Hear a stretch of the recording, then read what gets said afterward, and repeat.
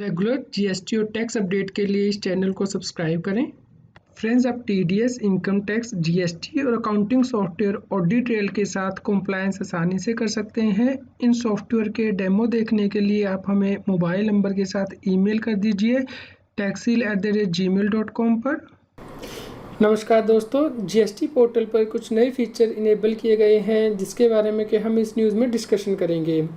इसके लिए जैसे ही आप जीएसटी पोर्टल पर लॉगिन करते हैं, आपको सर्विस टाइम में जाना है और लेजर में जाना है। यहाँ पे देखिए नेगेटिव लायबिलिटी स्टेटमेंट उपलब्ध कराई गई है। जैसे ही आप इसे टिक करते हैं, यहाँ पे आप पीरियड सेलेक्ट करके सर्च कर सकते हैं नेगेटिव लायबिलिटी स्टेटमेंट। दोस्तों, सबसे पहले डिस्कस कर लेते हैं कि नेगेटिव लायबिलिटी स्टेटमेंट होती क्या है। नेगेटिव लायबिलिटी यदि किसी टैक्स पेयर की है किसी टैक्स पीरियड में, यानी कि उसका कोई अमाउंट पेबल नहीं है, तो उस केस में ये नेगेटिव लायबिलिटी स्टेटमेंट मेंटेन की जाती है जीएसटी पोर्टल के द्वारा।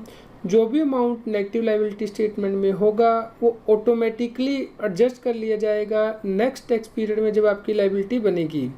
इस नेगेटिव लायबिलिटी स्टेटमेंट को आप सिर्फ व्यू कर सकते हैं, इसे एडिट नहीं कर सकते। ये जीएसटी पोर्टल के द्वारा मेंटेन की जाएगी। इसे हम एग्जांपल के द्वारा डिस्कस कर लेते हैं। मान लीजिए कोई कॉम्पोजिशन टैक्स पेयर अपनी लायबिलिटी रिपोर्ट करता है net of credit and debit note. उस केस में कुछ ऐसे केस हो सकते हैं जहाँ पे कि लायबिलिटी नेगेटिव बन जाती है। ऐसे रेयर केसेस में जो नेगेटिव लायबिलिटी होगी जीएसटी 8 या जीएसटी 4 एनुअल रिटर्न में, उसे नेगेटिव लायबिलिटी स्टेटमेंट में पोस्ट कर दिया जाएगा। मान लीजिए व्यक्ति की आउटपुट सप्लाई तो 2 लाख रुपया है, यानी कि जो उसने सेल की है, और सेल रिटर्न उसकी 2,50,000 रुपया हो गई है, यानी कि क्रेडिट नोट इशू किए हैं। तो इस केस में जो नेगेटिव लायबिलिटी है 50,000 रुपये की, उसे नेगेटिव लायबिलिटी स्टेटमेंट में पोस्ट किया जाएगा, जिससे कि आप नेक्स्ट टैक्स पीरियड में एडजस्ट कर पाएंगे अपनी टैक्स लायबिलिटी से। जैसे कि यहाँ पे आप एग्जांपल के साथ आसानी से समझ पाएंगे कि Q1 में आउटपुट सप्लाई टैक्स पेयर की है 1 लाख रुपये की IGST, 50,000 रुपये की CGST, 50,000 की SGST और टोटल अमाउंट बन जाता है 2 लाख रुपया। और इस दौरान उसके क्रेडिट नोट इशू होते हैं 1,10,000 रुपये के IGST के, CGST के 70,000 के, SGST 70,000 और टोटल 2,50,000।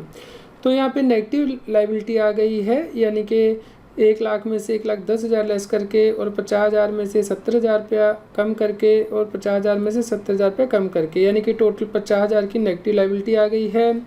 अब Q2 में फिर से टैक्स पेयर की आउटपुट सप्लाई बनती है 10,000 रुपया, 15,000 रुपया, 15,000, यानी कि टोटल 40,000 रुपया। इसमें से जो नेगेटिव लायबिलिटी यहाँ 50,000 रुपया आई थी वो एडजस्ट कर ली जाएगी, यानी कि जो IGST का अमाउंट है, CGST का और SGST का, और जो बैलेंस अमाउंट होगा नेगेटिव लायबिलिटी का वो कैरी फॉरवर्ड हो जाएगा। फ्यूचर में आप इसे एडजस्ट कर पाएंगे। इस प्रकार आपकी नेगेटिव लायबिलिटी स्टेटमेंट में डेबिट एंट्री यहाँ पे पोस्ट हो जाएगी 40,000 रुपये की।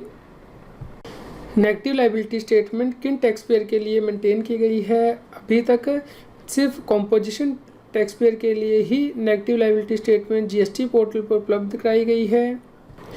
Tax payer negative liability statement को कहाँ पे जाके देख सकते हैं और कैसे डाउनलोड किया जा सकता है? जी हाँ, आप नेगेटिव लायबिलिटी स्टेटमेंट को मैक्सिमम 12 महीने के लिए देख सकते हैं। इसके लिए आप जीएसटी पोर्टल पे लॉगिन करेंगे, सर्विस टाइम में जाएंगे, लेजर में जाके नेगेटिव लायबिलिटी स्टेटमेंट पे क्लिक करेंगे।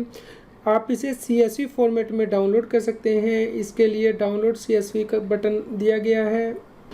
इस प्रकार से आपको नेगेटिव लायबिलिटी स्टेटमेंट दिखाई देगी। सीरियल नंबर होगी, डेट होगी, रेफरेंस नंबर होगा, टैक्स पीरियड होगा, डिस्क्रिप्शन होगी, ट्रांजैक्शन टाइप डेबिट और credit, reverse charge entries and other than reverse charge. जब आप इस पे नीचे जाएंगे स्टेटमेंट में तो डाउनलोड CSV का बटन दिया होगा। यहाँ पे डेबिट और क्रेडिट जो डिस्प्ले होगा नेगेटिव लायबिलिटी स्टेटमेंट में, उसका क्या मतलब है? डेबिट का मतलब है कि कितना अमाउंट डेबिट कर लिया गया है, यानी कि यूटिलाइज कर लिया गया है, और क्रेडिट का मतलब है कि कितना अमाउंट क्रेडिट किया गया है या पोस्ट किया गया है। Negative liability statement separately maintain की जाएगी रिवर्स चार्ज के लिए और अदर देन रिवर्स चार्ज के लिए। यदि आपने जीएसटी प्रैक्टिशनर को ऑथराइज किया हुआ है तो वो भी आपकी नेगेटिव लायबिलिटी स्टेटमेंट को देख पाएगा जीएसटी पोर्टल पे। यदि टैक्स पेयर की इलेक्ट्रॉनिक लायबिलिटी रजिस्टर में ऑलरेडी नेगेटिव लायबिलिटी थी तो उसका क्या होगा? नेगेटिव लायबिलिटी स्टेटमेंट के इंट्रोड्यूस हो जाने के बाद नेगेटिव लायबिलिटी की सभी एंट्रीज़ यहाँ पे ट्रांसफ़र की जाएंगी और एडजस्टमेंट भी नेगेटिव लायबिलिटी से ही होगी। इस प्रकार अब फ्यूचर में इलेक्ट्रॉनिक लायबिलिटी रजिस्टर पार्ट 1 से नेगेटिव लायबिलिटी की एडजस्टमेंट नहीं होगी।